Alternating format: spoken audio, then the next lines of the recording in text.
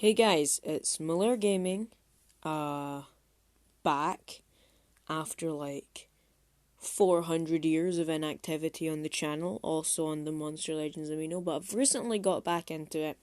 Recently started playing Monster Legends a lot more than I used to, and this is my new account. I've still got terrible things. I've only got like 5 legendaries. My temple, I'm level 29,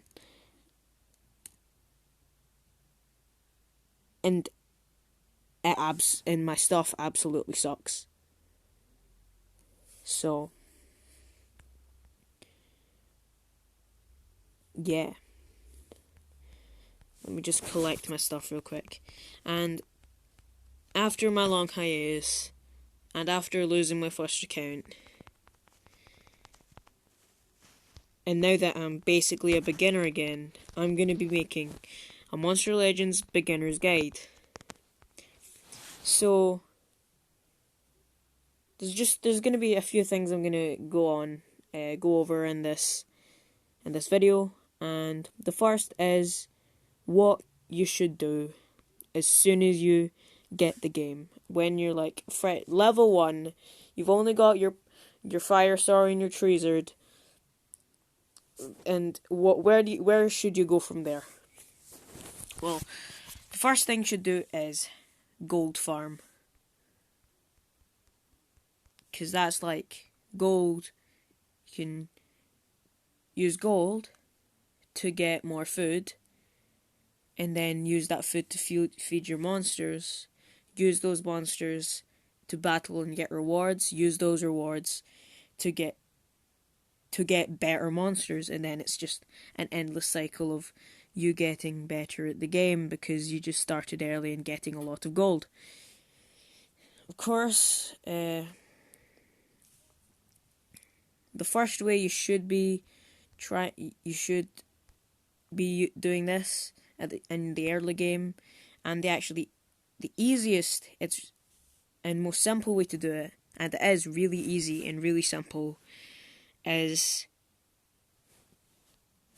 to do the Pandakin gold farm. As you can see, I've got like tons of Pandakin just like scattered around my island, and that's no mistake. This is something you should do when you first start in Monster Legends. You should always breed a bunch of Pandakins, always put them in nature habitats and upgrade those nature habitats, because as you can see, where are those level 7 Pandakins? Here. These level 7 Pandakins are rare, and at level 7 they cost like barely any food to upgrade to level 7. It's like less than 1,500 food. It might be even less than 100 food. Well, not 100. It might be less than 1,000 food to upgrade to level 100. And they do 46 gold a minute. And that's quite fast, because if we take this monster, for example, Bumble Snout, and feed this monster up to level 7, as you can see, it's only 31 gold a minute. And this monster takes longer to breed and longer to hatch.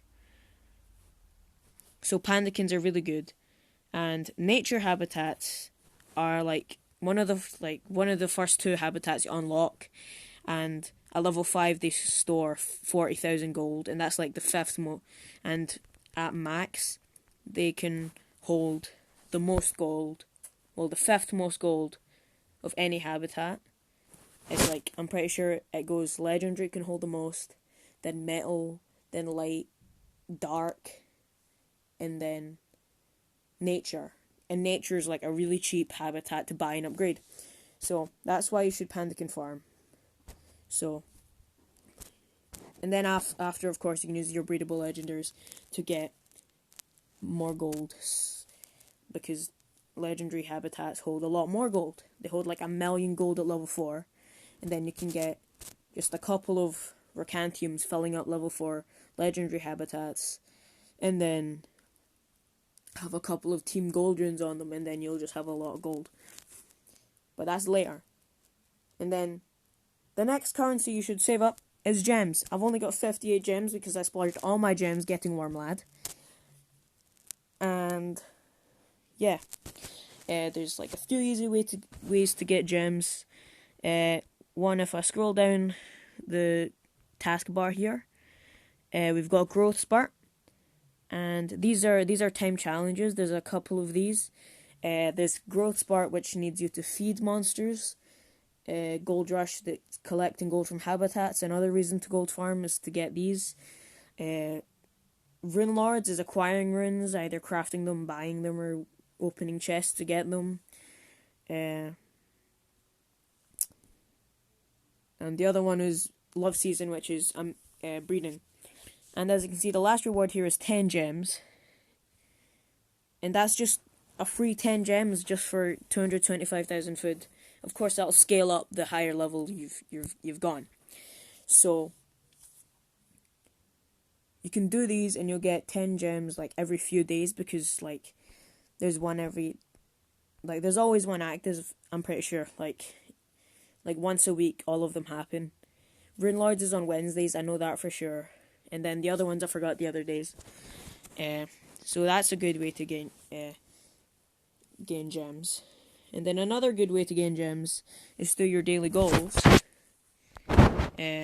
which you get 3 from completing all your daily missions, and 1 from here, and 1 from opening like a couple chests. And that's like really easy to do just by playing every day. So you can get like a extra few gems every day. So that's, I don't know if those rewards scale up, but I don't know. The tasks certainly get harder. And then Monster Wood as well. Monster Wood tasks, these tasks right here in the middle, you can get a lot of gems from those. They might take a bit more time, but you might be able to get a couple hundred gems just from a single task. And of course you should save up gems so you can wait for events like Wormlad's Tale, where you can get a really good monster by only spending a few gems if you play consistently.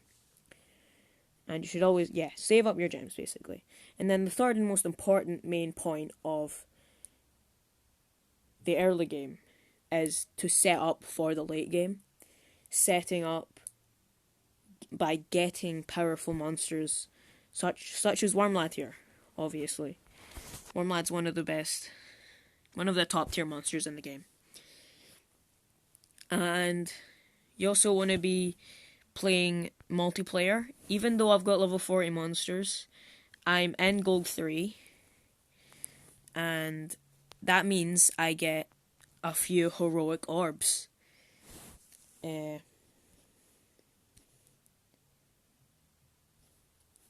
And you must save up your heroic orbs, because that's how you get War Masters. And War Masters are so vitally important to the meta, because they're really powerful, and they're time consuming to get, but overall they're free. You don't need to spend a lot of gems to get them, and you don't really need to, and you don't buy them with money like with Nemesis or VIPs, which are, most of those are outdated by now. So you should save up your heroic orbs, and then so to get War Masters, you should really prioritize these 5 War Masters, and don't prioritize the other ones. You should prioritize Thalassa, Elvira, Sherazar, Rentar, and Ragnarok, because those are better. Those are like, the other 5 War Masters are good, but they're just not on the same tier as these 5. These 5 are like some of the best monsters in the game. Like, they're really good. The other 5 are Gortak, Barbiel, Necromancer, Zara, and Babari. They're not as important, but if you've gotten the other ones and you're satisfied with that, I would recommend to rank. Of course, you might not have ranked monsters of that element, So you can go for those 5, but prioritize those main big ones, and prioritize getting legendaries of those 5 elements. You want 6 technically. You want water for Thalassa, light for Elvira, magic for Sherazar, metal for Remtar, and earth and nature for Ragnarok, because he's special, and you need those 2 types to get through the first 2 floors of his dungeon to get him. And then, of course, I've already got 3 magic legendary monsters. I've got Zygar, Baron Traitor, and in my storage, I've got Reptile, so I can go for Sherazar quite quickly. I can clear his first floor once I get through that. But you really need them rank 1 so you can get through the second floor as well. So the best way to do that is playing classic duels. Playing classic duels, you can get up to 10 elemental cells, and at the end of your classic duel run, you get to choose out of 3 elemental cells to get. And you should always choose one that corresponds to an element of the top 5 War Masters. So if you were to get Earth, Thunder, and Light as your 3 choices, choose Light, because that corresponds to Elvira. That'll help you rank up Light monsters to clear Elvira's dungeon. The other 2 would get you Gortak or Barbary. So that's one way. That's one of my tips. And then legendaries can be ranked up easily because they can be bred, and you can braid a lot of them, and then you can just extract from them further cells and rank them up. So you should get the water, light, magic, metal breathable legendaries, and the earth and nature for Ragnarok. So, and you should also prioritize the breathable legendary components that get you the most value, and by components I mean the monsters you breed to get one of the breathable legendaries. One of the best ones is Drop Elemental, because he's included in 2. He's used in the breeding for Blob, and he's used in the breeding for Lord of Atlantis. So you can get both of those with 3 monsters instead of 4, because Drop Elemental is used in both. Flip Lock. He's used with Flip Lock to get Blob, and Brazfish to get Lord of Atlantis. So, and Dark Nubis is the other one. He can be bred with Goldrath to make Ultra Butt, and Famelina to get Dark Skull. So there's 2 breedable legendaries of every type, which leaves you only to get 1 ranked up before you can take on that War Master. So I would breed the 2 legendaries to get those 2 monsters up to rank 1, and then use elemental cells or elementium to get your another monster of that type to rank 1. So then you can clear the dungeon. But for water, there's 3 breathable legendaries: the Daria, Lord of Atlantis, and also Blob. So that's really good, because if you can get all 3 of those to rank 1, you can go through the first 2 floors of Thalassa's dungeon, and that is really a lot of value just for free legendary monsters. So and Thalassa is obviously one of the best War Masters, so that's who you should be going for. So that's really it for War Masters. And then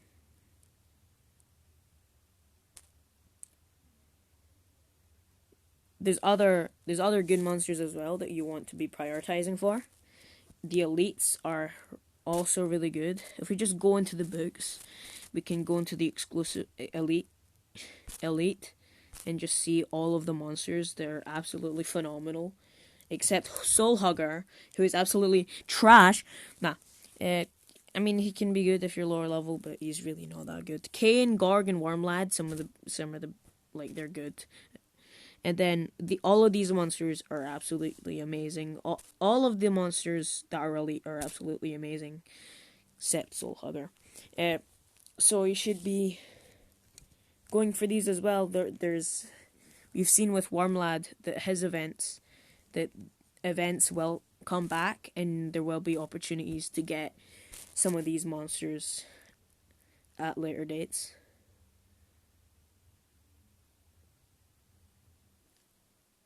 And that is really it. That is honestly it. And obviously sales. You can get sales for a bunch of monsters from requesting and daily calendar. But that's like actually the entire thing. That's all you need for Monster Legends. That's my beginner's guide. It's technically not all you need, but that's all I can think of right now. And that's my opinion.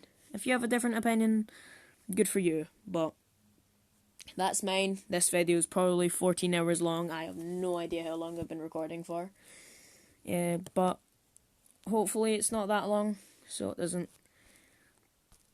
But if you've watched through the entire video, comment down below. I don't know, comment something like Soul Hugger is the best elite if you've reached this point in the video, even though it's not. But still, love you guys. I'm back. Hopefully I should be uploading regularly again. And yeah, that's it. I'll see you later, guys. Malair Gaming signing off. See you next time. Like, subscribe, share, comment, reblog, Reddit, something. I don't know. I'm rambling at this point. I'm just gonna say bye. So goodbye.